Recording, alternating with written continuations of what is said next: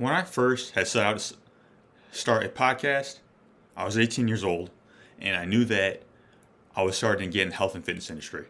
And podcasts were really the thing that changed it for me, like getting into it, learning so much, and I knew that this was one day the thing I was going to do. And here we are, 100 episodes later. It took a lot for me to get to this point, and overcoming my own story, and really developing character traits, wanting to be of growth and service, and it really is an honor and a privilege to be able to serve everyone every week the way that I do.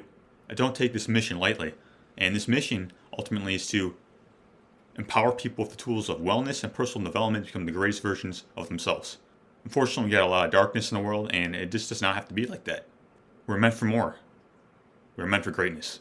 So this episode is going to be about 10 lessons that I've learned that helped me in my life, and ultimately, if you want to live a good life, one that we're meant to live, we have to have a strong character. We have to know what we want and be rooted in truth and freedom. Because if we're not, we're going to be able to just be manipulated by outside forces and not live our best life. So I just want to first thank everyone for tuning in every week and getting that empowerment and just the practical application to your everyday life, and for sharing the show. So it really means so much to me, and let's get it. Principle number 1 is awareness. Now, awareness is the first step to change. If we are going to change anything for the better, it first starts with awareness. Awareness gives you a space to think and how to make effective decisions. It allows you to know who you are and your journey. Without awareness, it's hard to make your dreams a reality. Principle number 2, stay ready so you don't have to get ready. This speaks to having a plan and executing. When you're always on point and practicing habits, and a challenge comes, you will be prepared. It's better to be a warrior in a garden than a gardener in a war. So essentially, when we stay ready, we don't have to get thrown off by things. Life doesn't happen to us, it happens for us. Number 3, trust the process, don't rush the process. Whether you start with a new way of eating or accomplishing a goal, we cannot take shortcuts because the results will be undesirable. Stick to the plan and the results will come. Work your plan, study your routine. Of course, be flexible within that plan, but ultimately, don't change the goal, change the approach. Meaning there's always going to be obstacles that come up, but it's up to us to find a way around them to always hit that goal. Number 4 is value your health. When you're not healthy, nothing else really matters. Like, all you're focused on is your health at that point. Many people make millions of dollars and lose their health in the process.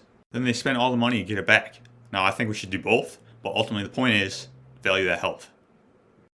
It's very difficult to express your potential and live optimally if you're not healthy. Like, when we don't feel well, we don't do well. And hurt people at the end of the day. Like, when we're hurt individuals, we walk around with that sense of disempowerment. Like, that's kind of what we spread in a way. So that's why it's so important to not only value your health, but value your mind, your emotions, because who you become is how you influence everyone around you. So keep that in mind. Like, knowing who you are and what you want is very important, and then keeping that North Star in mind, because you don't want to get thrown around by the nonsense. Keeping rooted in truth and principles is what's key, and that'll allow you to service on the greatest level. Like, at the end of the day, we kind of want to be lighthearted. Like, a lot of things are kind of serious, but just relax. It's at the end of the day, it's all good. Like, just keep it moving and stay focused on the mission, and just cultivate a sense of joy within, and that's the end goal anyway, so why wait?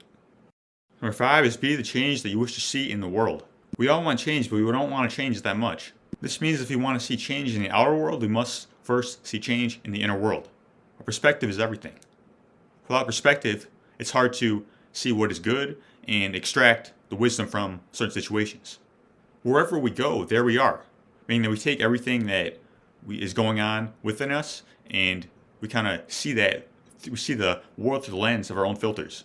And until we get beyond that, into our past beliefs, our experiences, and our ways of being, like, the world is not necessarily going to get better around us. And that's where it all starts, man. Everything that you see in the outer world is a reflection of the inner world. Our values, thoughts, emotions, habits, and actions. Of course, it's not always going to be a direct correlation, but once we change that inner world, we're going to see changes in the outer world around us. Number 6 is do it your way. This speaks of doing whatever we know in our heart is true despite of what anyone else says or circumstances. We often already know the answers, we just need to act. Having the self-love to live your life, not anyone else's. Look, when I go around my environment and take inventory of my life, everything's clean. Health, wellness, personal development, wealth, relationships, like everything I do, I evaluate and make it clean. How can I optimize this? Everything is game tight and ready. Optimized for a better future. Essentially stripping away everything that is not of excellence. Now that's boss shit right there. Knowing what you want and going for it. Because what's the alternative, right? Like, not focusing on what you want leads to a chaotic life. Be authentic and live according with your own value system. You are not designed to be anyone else. There's no one like you, and there will never be anyone like you again. If you don't do you, you will not happen. And the world will be deprived of your greatness. Look, everything I do, they know that my ancestors are on my back. I'm trying to create a legacy for generations to come. This doesn't just happen. Like, we really have to be intentional. That's the North Star. Strength and honor. Freedom. So keeping that in mind, how can I be swayed by the nonsense? I know what's real, I know what I've been through, and I know where I'm going. Let's fucking get it. Number 7 is distraction steals and empowerment heals. Distraction is literally everywhere.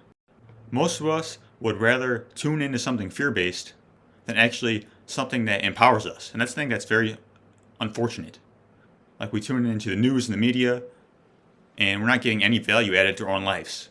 It's kind of like this fear addiction. What's beautiful is often taken for granted. Like, we kind of just notice it, but that's it.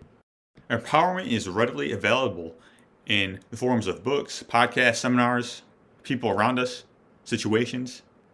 The question is, are we going to tune into it or not? Be receptive to it or not? Use it for a better life or not? When we improve our lives in one area, everything in other areas tends to get better because everything is connected.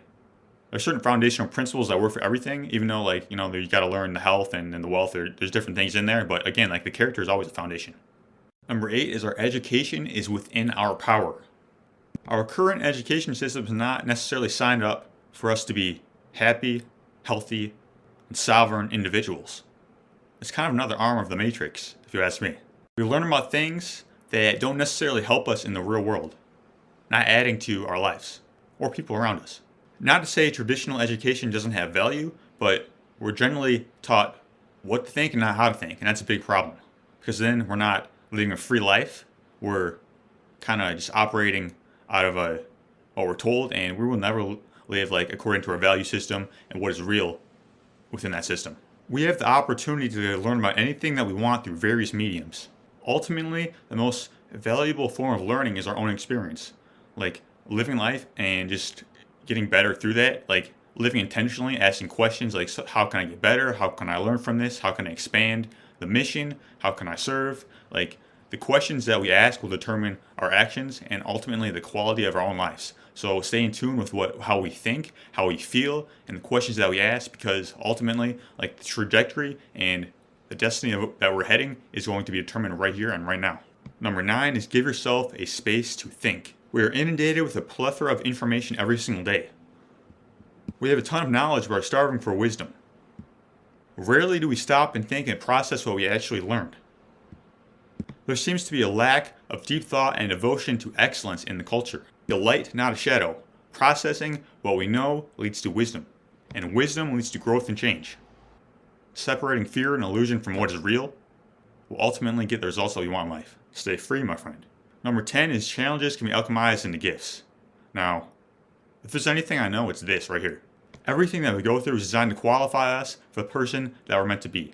Like, when you sign up for a life of greatness, when you decide to be the greatest version of you, like, it's not always like glamorous. Like, there are a ton of challenges that we overcome. And the thing is that challenges are present for everyone, but how are we going to approach them? Like, growth mindset or fixed mindset, right? Can we use this negative experience and alchemize it into something great? Like, this thing that have happened may not be awesome. Like, I may not like it, but ultimately, like, I can't stay here because the mission needs me, the people need me, and, like, I have to alchemize this to get better. There's a saying that says, the greatest revenge is massive success. I take it for what it is, but I think that's kind of true because winning leads to more winning. And growth usually trumps all these negative experiences in my own experience. like even in the toughest of circumstances, there's a gift. And like when I overcame Lyme disease, like overcoming all these things to get where I am, like if I didn't overcome them and just went the conventional route, like I would not be doing what I'm doing. People would not know who I am, and the people that I helped would have not been helped. See, one person's obedience and discipline is connected to so many other people's destinies, because there's so many people that I look back on my journey have helped me that I would have not been to where I am today without them. And now I am that person for other people. So that's why it's important to wake up and get after it. Like, this is your life, your mission, and let's fucking go. We can't skip or ignore the struggle. That's kind of part of life, but at the end of pain is success. Just don't give up, don't give in, and you will be rewarded. Promise. Thank you so much for tuning in today, everyone. Thanks for staying on this mission with me. Here's to freedom. Here's to growth. Here's to change. And wish you the very best. Let's get it. Here's to another 100. Let's go.